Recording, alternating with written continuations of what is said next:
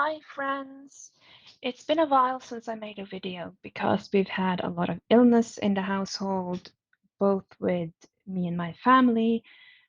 Both of our dogs have been sick. I still have my youngest home from school, so I might have to run and pause to help her. We've been celebrating Norwegian National Day on the 17th. Luckily, at that day, none of us were ill. So we were able to celebrate that as a family with all the food and parade and everything that's kind of entailed in that day.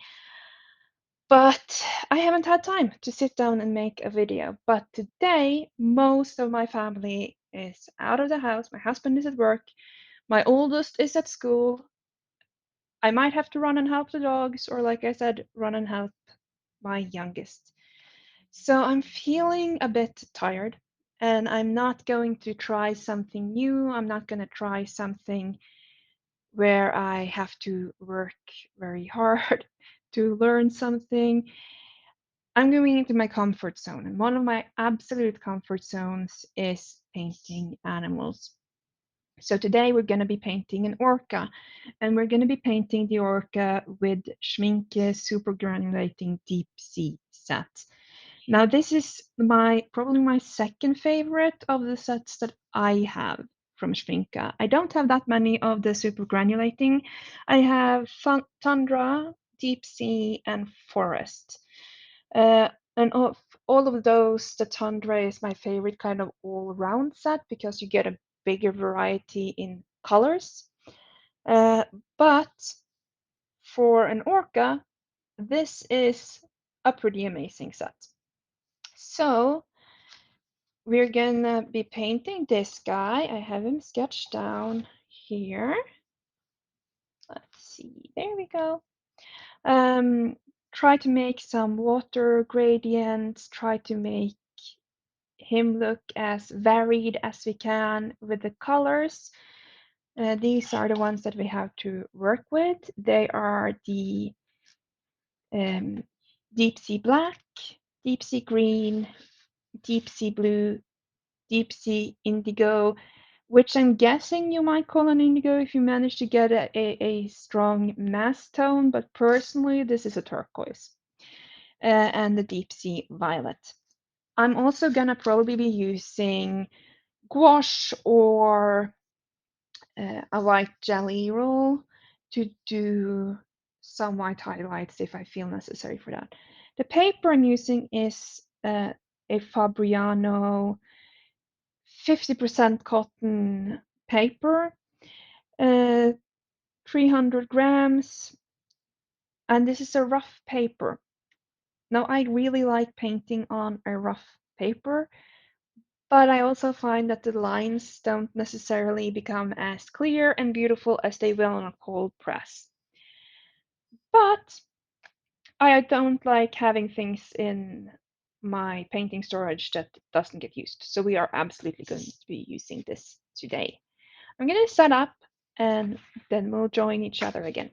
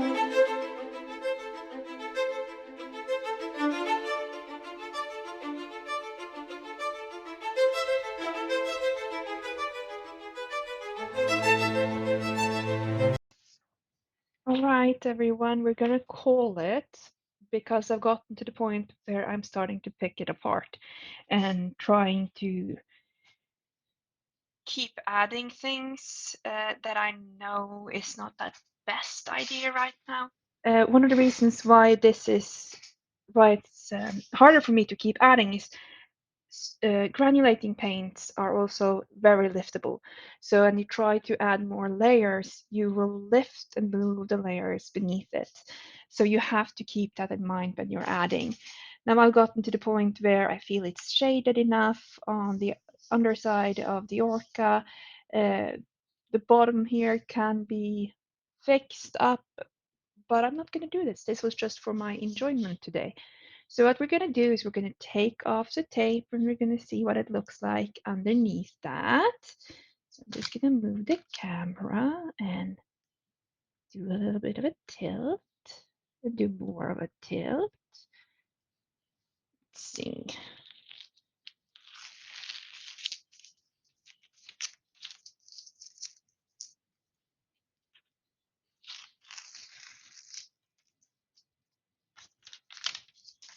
So one of the things that did surprise me a bit was this paper buckled like crazy, and it's a block. Usually they will stay a little bit more put. However, most of the time, if you get buckling, it will even out when it's fully dried. Like I've been using the hair dryer on this one, so it should still be in room temperature for a while to get fully dried. And there we go. One Orca later.